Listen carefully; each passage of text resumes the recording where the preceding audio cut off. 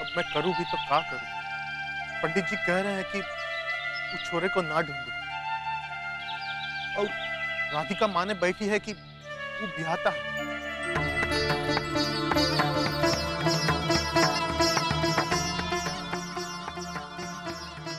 राधिका के ब्याह के बारे में गांव वालों को पता चल गया तो पूरी राधिका का क्या होगा?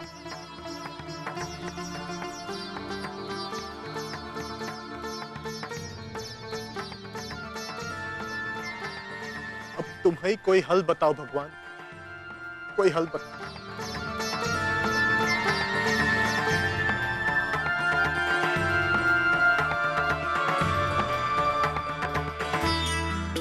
दाई माँ ने कहा है कि अगर कान्हा ने चाहा तो मैं तुमसे जरूर मिलूंगा।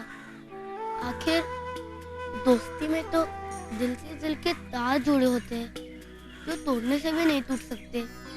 जाने कौन सा तार जोड़ बैठी है मोरी बच्ची उस छोरे से। कुछ भी तो ना जाने उस छोरे के बारे में। मैं जानता हूँ, मैं तुम्हारा यहाँ पे इंतजार करूंगा तो तुम जरूर आओगी। गई तो थी वो छोरे से मिलने, पर कहते कि वो वापस चला गया। मैं तो 2 दिन और रुक गया हूँ यहाँ। हम लोग मिल सकते हैं, खेल सकते हैं। शादी ब्याह कोई खेल ना है, पर उसके लिए मैं अपनी राधिका का आज बर्बाद नहीं करने दूंगा। अगर वो हमेशा ही ब्याह के बारे में सोचती रही तो अपना बचपन गवाई देगी। कम से कम अभय के लिए तो उसको उस छोरे को भूलना ही पड़ेगा। आगे जो कान्हा की मर्जी।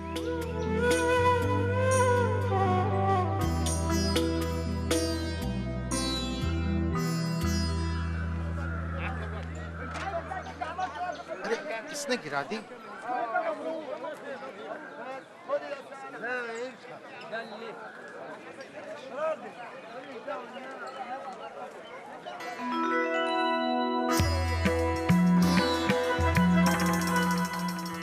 अरे कोई तुम ही हो ना जो राज पुरोहित जी का काम लेके आए थे? हाँ, आप मंसाराम जुड़ा है ना? हाँ, यहाँ क्या कर रहे हो बाबू? मैं अपने दोस्त से मिलने आया था, लेकिन अब शायद मुझे उसे मिले बगैर ही जाना पड़ेगा। अब कल तो मैं वापस भी चले जाऊंगा। कोई बात नहीं, अगली बार आके मिल लेना। हम तो यहाँ साल में एक बार ही आते हैं। अब सीधा अगले साल मुलाकात होगी। उसका घर पता है? घर जाके मिल लेना। नहीं पता। नाम जानत हो का उसका? जी हाँ। क्या नाम है उसका? जी उसका बाबा, नाम... बाबा, कितना ढूंढ रहे हैं हम आपको। राज पुरोहित जी ने बुलाया है आपको। शिलान्यास के लिए जाना है ना, आपको तैयार भी होना है। चलिए जल्दी कीजिए, कपड़े गाड़ी पे रखे हैं आपके। 1 सेकेंड।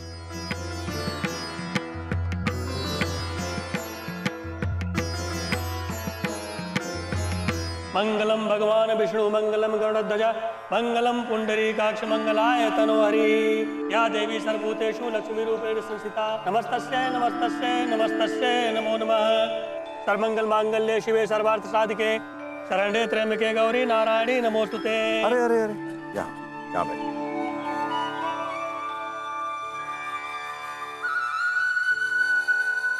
कहाँ रह गए थे तुम? मैं वो घाट पर गया था। माफी चाहता हूँ, थोड़ी देर हो गई। कोई बात नहीं, कोई बात नहीं। पंडित जी, आपके बाकी परिवारजनों की भी प्रतीक्षा कर लेते हैं। सब लोग जाने की तैयारियों में लगे हुए हैं और कोई नहीं आएगा। मैं सोच रहा था कि आपके पोतों में से ही आपके साथ कोई बैठेगा। ये देव मेरे साथ ही तो बैठा है। ये भी तो मेरे पोते जैसा ही है। राजपुरोहित जी पर... पंडित जी, कोई असुविधा की बात है क्या? नहीं राजपुरोहित जी। तो फिर पूजा का कार्यक्रम प्रारंभ किया जाए। जी। देव, तुम भी मेरे साथ श्लोकों का उच्चारण करोगे? जी दादाजी। ये लो। ओम भूर्भुवः स्वः, ओम तत्सवितुर्वरेण्यं, भर्गो देवस्य धीमहि धियो यो नः प्रचोदयात्। चंदा, हाँ?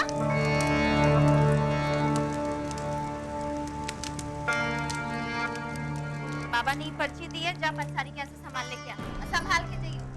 अम्मा, अब मुझे क्यों बोले जा रही हो काम कल से? वो राधिका नहीं है क्या घर में? काज गिरी, कितना बोला है तब समझ में आया? जा, अब खड़ी का है, जा, सामान गिरे ना एक भी।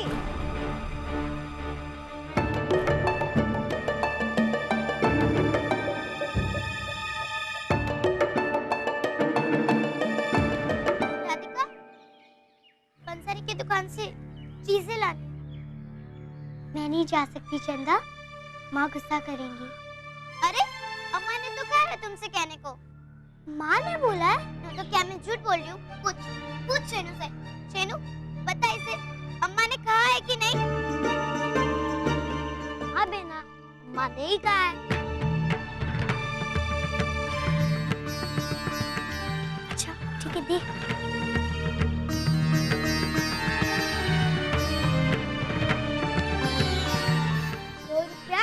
अरे किस बात का? 1 रुपया अम्मा से बात छुपाने का कि तूने बहना को बाहर भेजा, और दूसरा रुपया अम्मा से ये कहने का कि बहना अपने आप बाहर चली गई। एक चवन्नी भी नहीं मिलेगी तुझे। शेरू से बेईमानी भारी पड़ेगी चंदा।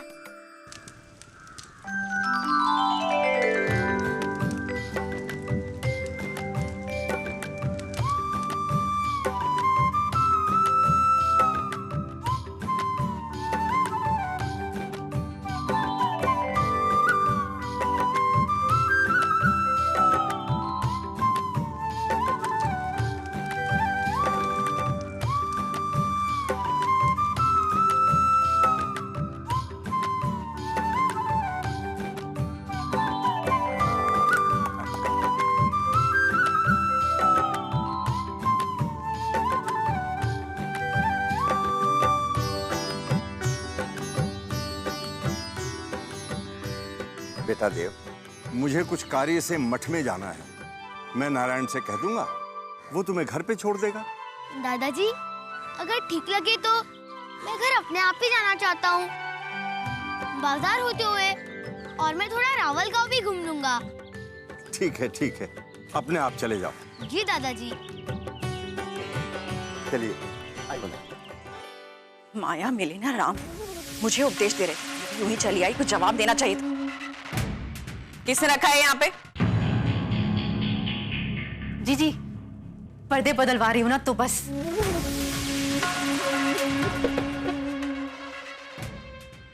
और क्या क्या बदलने का दिल कर रहा है पद्मा? जी हाँ, जो पसंद नहीं है सब बाहर फेंकवा दो ना। अब तो अपनी मनमानी करने का ही शौक चढ़ा होगा तो। जी आप भी ना किसी बात से नाराज होकर आ रही हैं आप। अच्छा हुआ बाबूजी घर पर नहीं है। बाबूजी कहाँ गए? नए आश्रम की नींव पूजा है घाट पर, वहीं गए हैं। सुबह बताकर तो गए थे, आपको नहीं पता? बस पद्मा, मुझे क्या पता है और क्या नहीं, इससे तुम्हें कोई मतलब नहीं होना चाहिए। हाँ, जेठानी के लिए मन में कोई इज्जत है या नहीं? ये तो विधवा होके घर के कामों में टांग अड़ाती रहती हो। इतना ही शौक था, भगवान से पति की लंबी उम्र मांग लेती।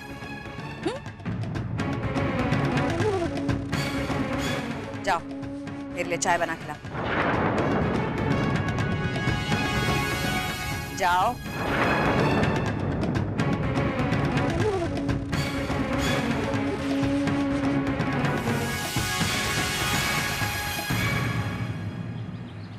पापा, ये सारा सामान चाहिए था। भैया, एक सिंदूर की डब्बी देना। अच्छा। अरे कमली, तू सुबह सुबह सिंदूर लेने? अरे क्या बताऊं, सुबह नहा के निकली तो देखा तो सिंदूर खत्म हो चुका है। जैसे तैसे बचा कुचा सिंदूर मांग में लगाया और फट से भागा ही सिंदूर लेने। ठीक किया कमली, एक ब्याता स्त्री अगर सिंदूर न लगाए तो बहुत बड़ा अपशकुन होता है। अरे मैंने तो इतना सुना है कि सिंदूर न लगाने पर पति की जान को खतरा होता है। ऐसा मत बोल। अरे भैया जरा जल्दी दो ना। ये लो बहन जी, आपका सिंदूर 2 रुपये। हाँ ये लो।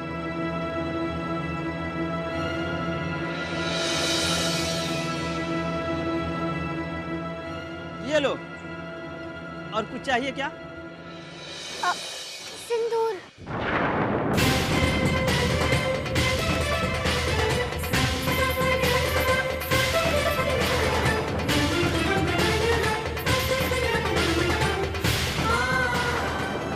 ये बच्ची सिंदूर लो।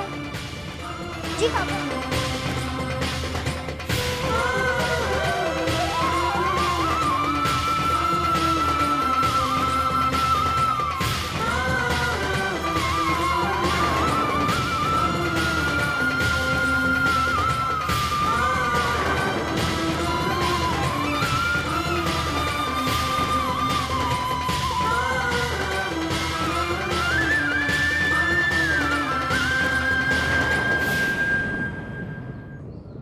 अरे राधिका, तू यहाँ क्या कर रही है? तेरी माँ ने तो को घर से बाहर जाने दिया? हाँ बाबा, वो चंदा ने कहा कि माँ ये सारा सामान मंगवाना चाहती है। अरे तेरी माँ ने चंदा को दिया होगा काज और उसने तो को सौंप दिया। क्या होगा बाबा? कछु नहीं होगा बेटिया, घर चल। हाँ? चल, चल।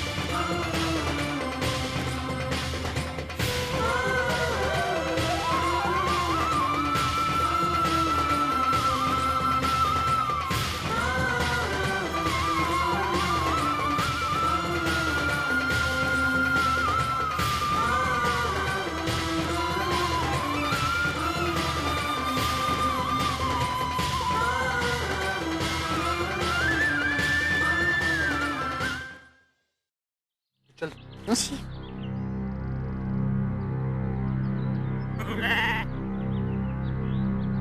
जब देखो तब मैं माँ,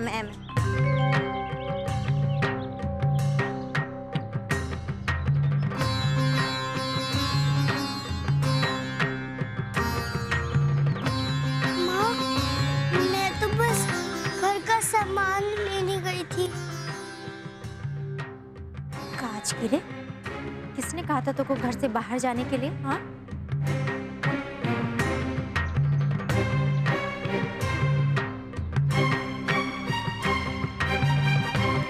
चंदा। मैंने कब कहा था? अम्मा, मैंने नहीं कहा था। मैं तो सामान लेने जा रही थी, इसने मुझे रोका और कहा मैं ला देती हूँ। इसका मन था ना बाहर जाने का। ये क्या कह रही है चंदा? तूने ही तो कहा था बहना को कि माँ आजकल बहुत कम सोने लगी है। अच्छा, मैंने कब कहा था? बताओ अभी। हाँ, तूने ही कहा था। मैंने कब कहा था? छेनू, नहीं कहा था। क्या कर रहे हो? नहीं कहा था। मैंने बंद कर। तूने ही कहा था। बंद कर लेना छेनू। चंदा को एक लगाऊंगी। चल बाहर जा। अलग अलग बैठी हो। 24 घंटे लड़ाई करे हैं दोनों। तो बड़ा थकी होगी महारानी, दे दे मुझे सामान। जा अंदर आराम कर ले।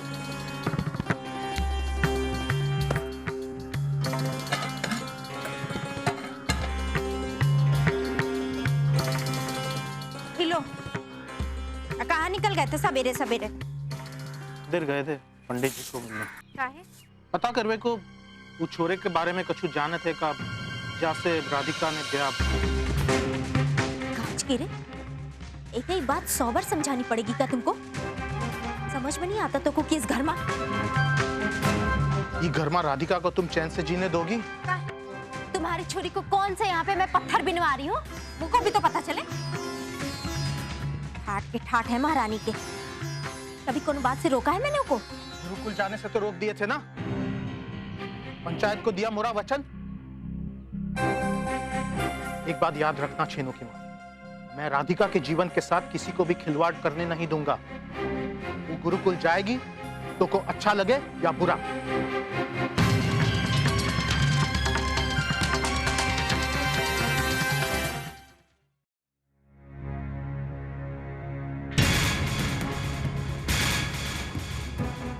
लाई बाबूजी।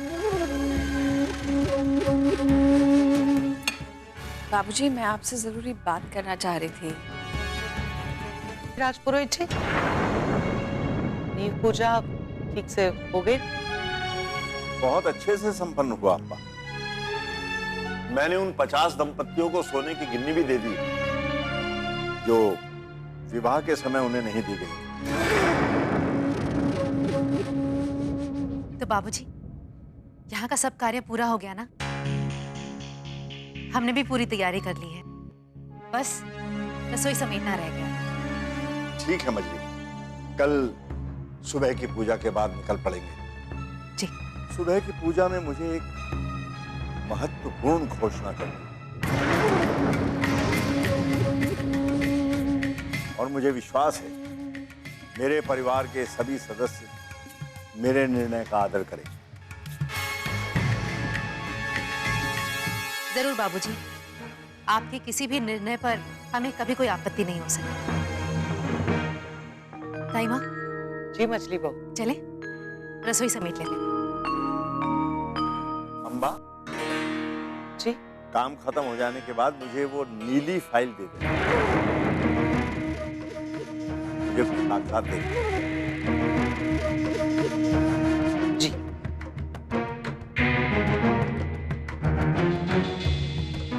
बाबूजी, मुझे आपसे जरूरी बात करनी है। बाबूजी, कैसे रही आपकी शिलान्यास की पूजा? अब यहाँ से चलना है या है कोई काम दूजा?